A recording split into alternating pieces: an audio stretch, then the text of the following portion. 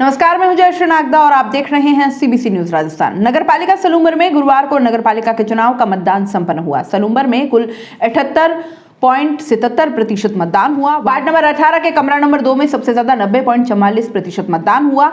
सबसे कम मतदान ward number 10 के बूथ पर 56.07% मतदान हुआ। दिन भर चले मतदान के दौरान कई प्रत्याशी मतदाताओं को रिझाने में पूरा दम लगाते दिखाई दे रहे थे। कोई 5 साल वार्ड की सेवा करने के लिए कह रहा था तो कोई अपने वादों से नहीं मुकरने के वादे कर रहा था।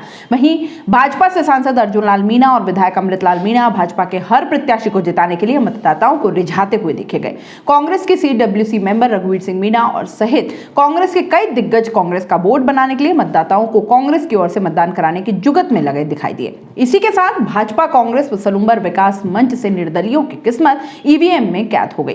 दिन भर चले मतदान में मतदाताओं में काफी उत्साह देखा गया। वहीं नगर पालिका चुनाव के चलते जिले के प्रशासनिक अधिकारियों ने दौरा किया, जिसमें जिला कलेक्टर चेतन देवड़ा, SP राजीव पचार, अतिरिक्त पुलिस अधीक्षक ग्रामीण मुकेश साखला ने क्रिटिकल बूथ व मतगणना केंद्र का निरीक्षण किया।